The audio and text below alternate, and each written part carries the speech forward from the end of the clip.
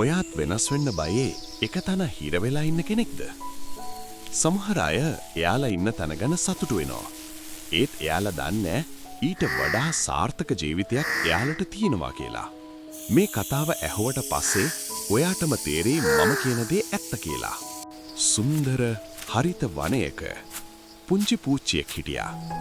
ඇගේ නම ලූමා. ලූමාගේ ජීවිතය හරිම සරලයි. ඇය උදේ නැගිටිනවා, කොළ මත හිමින් යනවා, කොළ කනවා, ඉතින් නිදා ගන්නවා. ඇයට ඒක හොඳයි. කොළ ටික රසයි, සුළඟ මෘදුයි, ලෝකය සුරක්ෂිතයි. ඒත් සමහර වෙලාවට ලූමා නැවතිලා අහස දිහා බලනවා. ඇයි මෙහෙම දැනෙන්නේ? මට තව දෙයක් ඕනේ වගේ. ඇය හිතනවා. එක් දවසක් ඇයට වෙනස් දෙයක් දැනුණා. ඇගේ ශරීරය බර වුණා. ඇය හෙමින් යන්න පටන් ගත්තා. කොළ ටිකත් රස නැති වුණා. මේක හරි නෑ. මට අසනීප වෙලාද? ලූමා බය වෙලා කිව්වා. ඇය වටේ බැලුවා. වෙන පූච්චියෙක් වෙනස් වෙලා තිබුණා. ඔවුන් කෙලින්ම හිටගෙන සිල්ක් වගේ කොළ කවරයක් ඇතුළට ගියා. එයාලා මොනවද කරන්නේ? ඒකට මට බය හිතෙනවා. ලූමා කිව්වා. ඒ වෙලාවේ පරණ පූච්චියෙක් hina වුණා. එයාලා හැංගෙන්නේ නැහැ. ඔහු කිව්වා. එයාලා වෙනස් වෙලා යනවා. වෙනස් වෙලා? ඒ කියන්නේ මොකක්ද? ලූමා ඇහුවා. ඔවුන්ට තව හොඳ දෙයක් වෙනවා. ඔහු කිව්වා. ලූමා බය වුණා. දවස් ගෙවුණා. ලූමාට ඒ හැංගීම තව තද වුණා. ඇය උත්සාහ කළා කොළ වැඩිව කන්න. හෙමින් යන්න. ඒත් ඇගේ හිත ඇතුලේ හඬක් තිබුණා. ඔයාට මේ ජීවිතය ඉක්මවා ගියා. එක් සන්ධ්‍යාවක වනයේ සුවඳින් පිරුණා.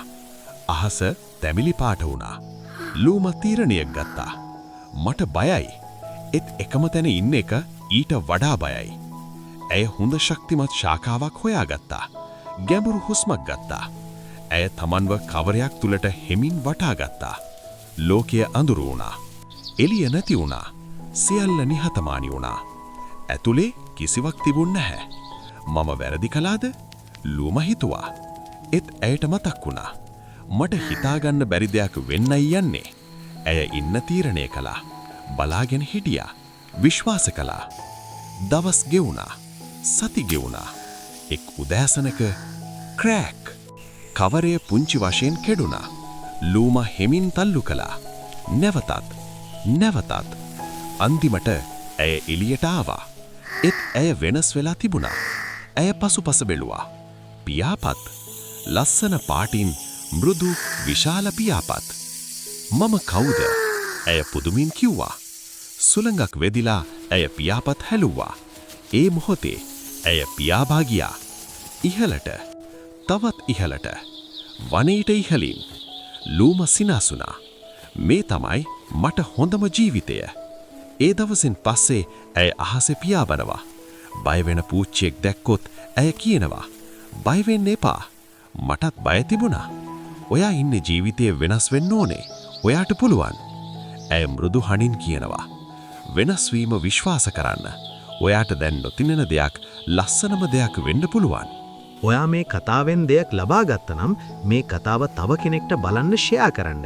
කමෙන්ට් එකක් දාන්න.